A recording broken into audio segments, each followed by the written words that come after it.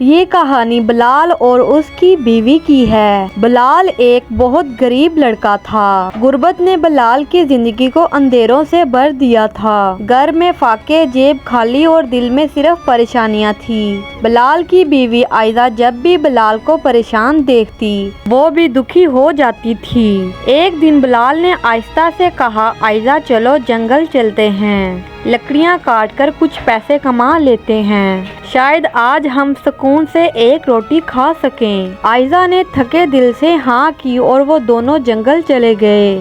سارا دن لکڑیاں کاٹتے رہے۔ شام ہوئی، اندھیرا ہوا تو دونوں لکڑیاں باندھ کر گھر لوٹ آئے۔ اگلی صبح وہ امید لے کر دوبارہ جنگل پہنچے، مگر حیرت، کل کی ساری لکڑیاں غائب تھیں۔ انہوں نے چاروں طرف دیکھا مگر کچھ نہ ملا۔ بلال نے صبر کیا، دوبارہ لکڑیاں کاٹی اور شام گھر لوٹ آئے۔ تیسرے دن پھر وہی ہوا، لکڑیاں پھر غائب تھیں۔ اب تو ان کے حوصلے ٹوٹ گئے تھے۔ دونوں ایک درخت کے نیچے بیٹھ کر رونے لگے، آنسو رک ہی نہیں رہے تھے۔ بھوک، تھکن اور بے بسی نے انہیں چپ کرا دیا۔ آخر کار وہی جنگل میں رو رو کر سو گئے۔ گھر جانے کی ہمت نہ تھی۔ رات گہری ہوئی تھی کہ اچانک ایک بڑا سا سایہ سامنے آیا۔ عائزہ ڈر کر کانپنے لگی۔ بلال اٹھو جن۔ بلال گھبرا کر اٹھا مگر وہ جن نرم آواز میں بولا، ڈرنا مت، میں برا جن نہیں ہوں، میں تمہاری مدد کرنے آیا ہوں۔ جن نے اپنی مٹھی کھولی اور ایک چمکتا ہوا سکہ بلال کے ہاتھ پر رکھا۔ یہ عام سکہ نہیں، جتنا اسے خرچ کرو گے یہ دوبارہ اتنا ہی بڑھ جائے گا۔ یہ نعمت صرف انہیں ملتی ہے جو صبر اور شکر کرنا جانتے ہوں۔ بلال اور عائزہ حیران تھے مگر اللہ پر بھروسہ تھا۔